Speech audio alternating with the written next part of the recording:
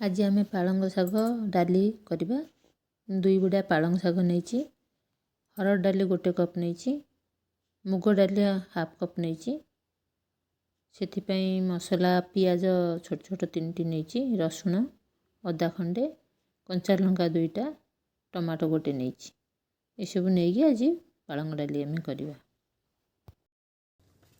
प्रथम आम पालंग को सफा करदे, सफा कर धोई नवा आउ डाली की धोईकी प्रेसर रे देकरी हल्दी लुण देकरी सिझाई नवा।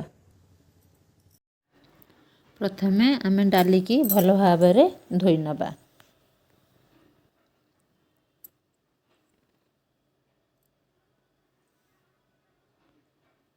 डाली धोई हो गला। आम 1 कप हरड़ को हाफ कप मुग डाली नहींचे, तेणु 1.5 कप को आम 3 कप पानी दबा। 1 कप को 2 कप हिसाब से आम पानी दबा देकरी प्रेसर रे सिझाइबा। पकेइबा प्रेसर रे देदबा डाली की देकरी 3 कप पानी देबा।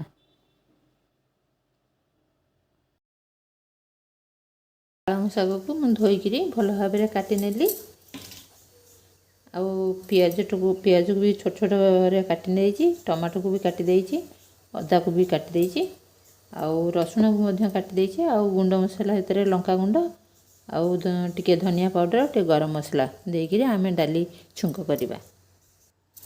डाली हमर भल करी सिझी जाइछि।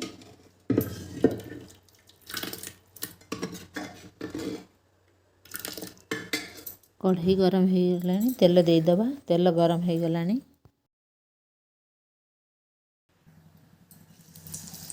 जीरा फुटेबा, लंका दबा,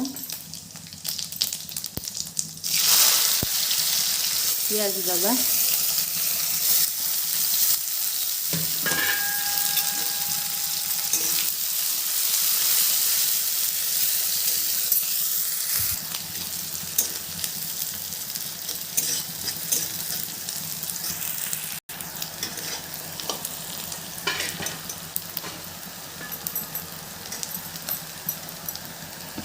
अदा टिके दबा, से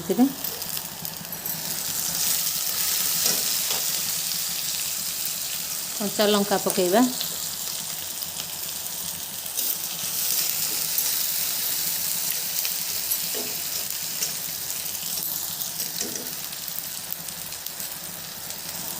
लंका गुंड भी दबा,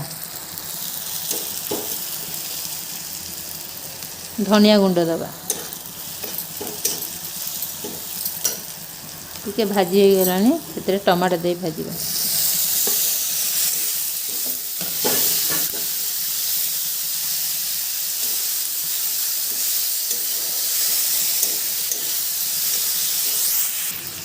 अल्प टिके स्लाइट लुण दबा, टमाटो शीघ्र सिझी जाय।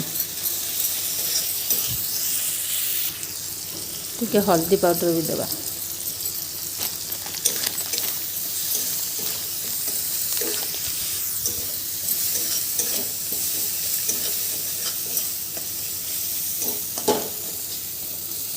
टमाटो सिझी गलानी, से शाग पकईकरी भाजी नवा।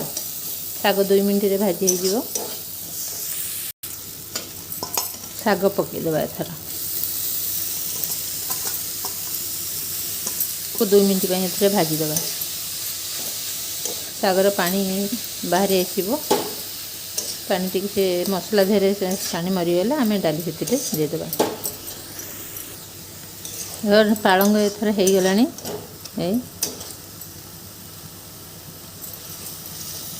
मसला धेरे पालंग मिसी एथर आम डाली देकरी गोली नवा भल भाव में।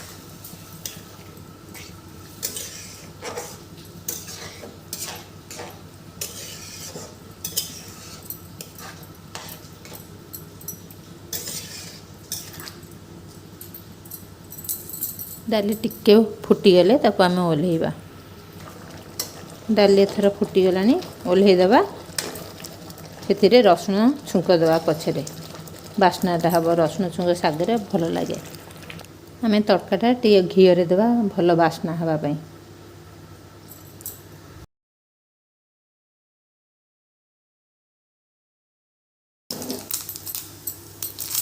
लंका दबा, रसुण को पकईदेवा।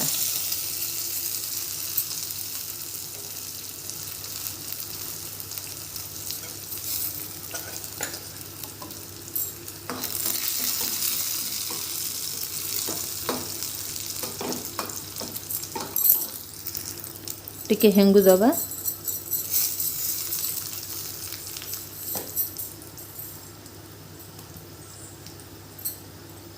कलर पाई टिके लंका गुंड आउ टिके हल्दी गुंड देकरी छुंक देदेबा।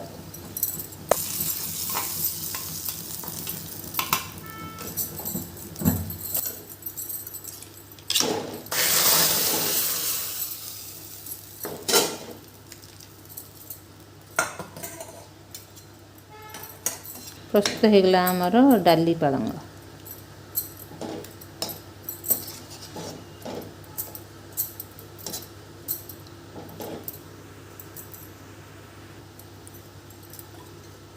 स्लाइड टिके गरम मसला ऊपर देवा बास्ना पे।